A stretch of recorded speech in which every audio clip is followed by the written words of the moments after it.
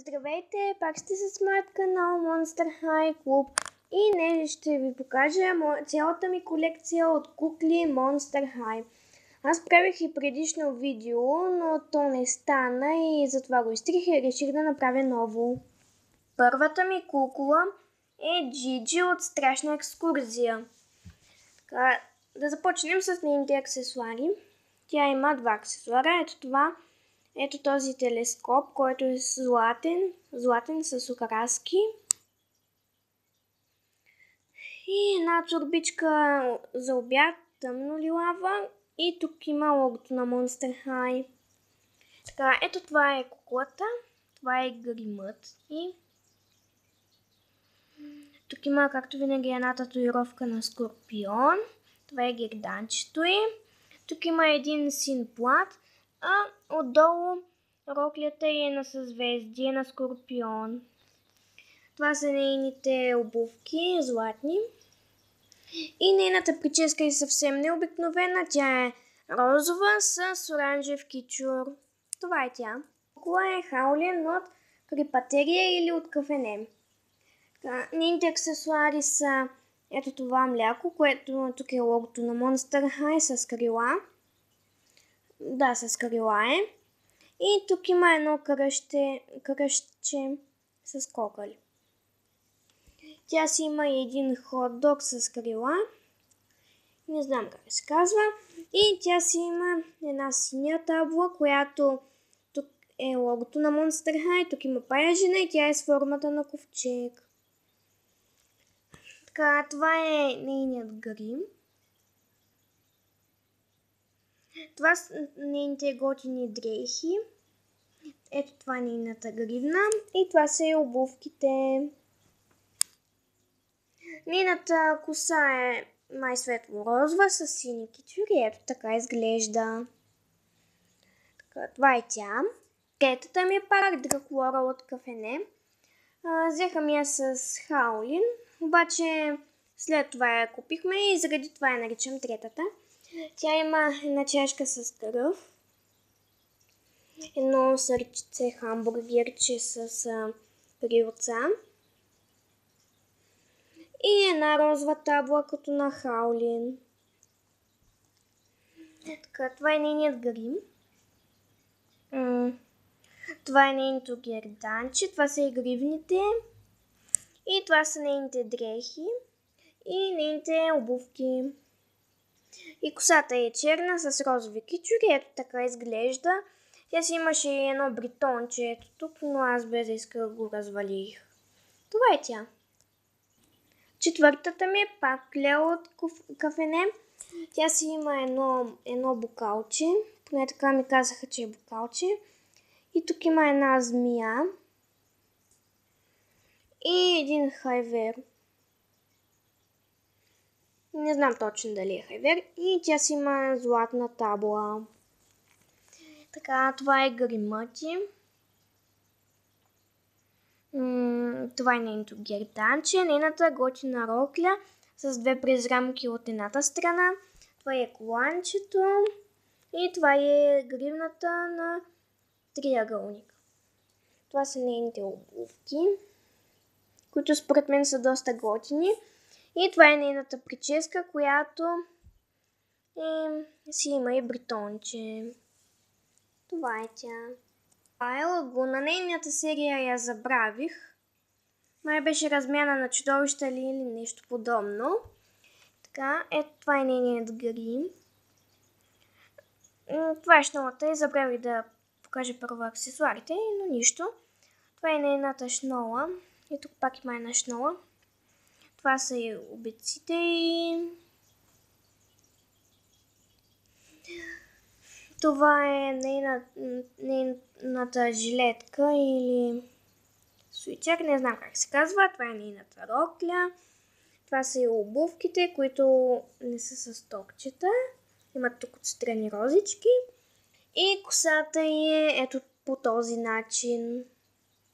Тя върви с стойка, с едно малко паспортче и ето тук е логото на Monster High, а тук отдолу е логото на серията ѝ. Това е нейната чантичка, която може да се отваря.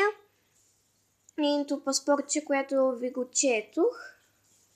И нейното гребенче, което тук е логото на Monster High, а тук отстрани пише Monster High. Това е моята любима героиня от Monster High, Франки. Ето така изглежда нейният грим. Това са нейните обици. Тук има едно шефче. И тук има шевове пак по тялото, по краката. Тук има едно коланче, а това е нейната ученическа униформа. И това са и обувките. И ето така изглежда нейната прическа. Тя върви само с една стойка, която ето тук пише Monster High. И тук са някакви окраски. Рубека. Тя е смесица от Драклора и Рубека. Тя върви с една жълта стойка, с едно дневниче, с едни крила, които едното й падаше заради самата Ерокля. И едно жълто гребенче и едно чадърче. И това са нейните очилца. И това е нейният грим. Това са и обеците. Това е коланчето. Това са и обувките. И ето това е Ероклята. Това е прическата. И тук отдолу има, както винаги, ни добри, за да излиза пара. Това е тя. Клодин и Вина с месеца. Тя върви с една жълта стойка, с една чандичка, с едно коланче, едно дневниче, което в него не пише на български, и едно гребенче. Така, това е нейният грим. Това са обеците, които са различни. Това е нейното елече, което е много мекичко. Това е нейната рокля, това са и гривните. И това са и обувките. Ето ги. И това е прическата, така изглежда. Така, и това е тя. Е Вандала Дубунс. Тя върви с една стойка, която е по-различна, с едно гребенче, с едно днимче и с една чантичка с формата на котва. Така, тя си има една гривна. Ето това е нейният грим. Това е нейната пиратска шапка.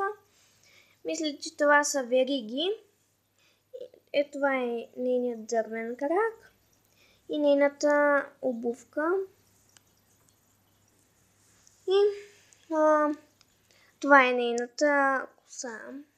По принцип. Така. Десетата ми е Торале от Freak the Chic. Тя върви с стойка, с едно чедърче и с едно картонче, на което пише Торале Страйп. И тук е Торале. Това е гримът ти. Едната страна е по-светла, другата по-тъмна. Това е нейната рокля и това са нейните обувки. Тук тя си има и диадемка. И това е прическата й. Така, 11-та ми е Сирена Фунди. Така, тя върви с едно гребенче и с едно дневниче. Тя по принцип се стои на опашката. И ето така изглежда нейният грим по принцип. Това са нейните различни обици. Ето това е гирданът и нейната коса, прическа. Ето, това е нейната буза и нейните като въженца. И ето това може и да и се маха. Последната ми е Киоми Хонтърли. Тя върви с стойка, с гребенче, с дневниче и с една чантичка, която от тук е усмихната, а тук е намръщена. Така изглежда нейният грим. Тя си има едно герданче, една розова гривна, едни вериги. Тук има една шнола. И това е прическата й. Роклята й се състои от 3 плата. Ето това е първият. Това е вторият. И най-последният е ето този. Това е тя. Благодаря ви, че гледахте видеото. Харесвайте, коментирайте и не забравяйте да се абонирате Чао, чао!